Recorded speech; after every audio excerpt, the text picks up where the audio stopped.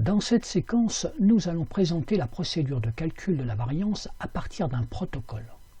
Deux procédures sont possibles selon qu'on utilise la formule de calcul ou la formule de définition. Commençons par la formule de définition. La variance est la moyenne des carrés des écarts à la moyenne des observations.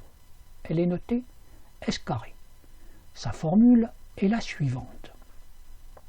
Le symbole sigma signifie qu'il faut faire la somme des termes qui suivent. Autrement dit, la somme des carrés des écarts à la moyenne. Cette somme est ensuite divisée par le nombre d'observations.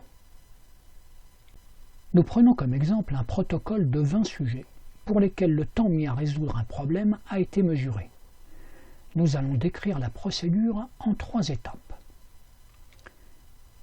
D'abord, il faut calculer l'écart à la moyenne. Si vous faites la somme de ces écarts à la moyenne, vous pourrez constater qu'elle est égale à 0. Il en est toujours ainsi. Ces écarts sont ensuite élevés au carré. Puis on fait la somme de ces écarts et on les divise par le nombre d'observations. Nous avons dans cet exemple une somme des carrés qui est égale à 56,95.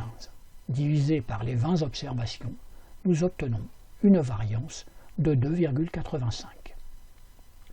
La formule de définition peut être transformée en une autre plus simple.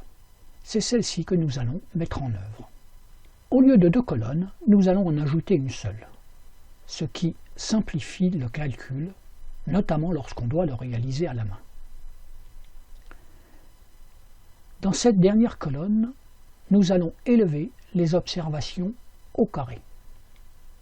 Il ne reste plus alors qu'à appliquer la formule en remplaçant la somme des carrés des observations par le total de la dernière colonne. La somme des observations sera prise en bas de la deuxième colonne du tableau. Enfin, le nombre d'observations est égal au nombre de lignes du tableau. Le résultat est bien sûr identique à celui précédemment calculé. Il ne reste plus qu'à extraire la racine carrée de la variance pour obtenir l'écart type.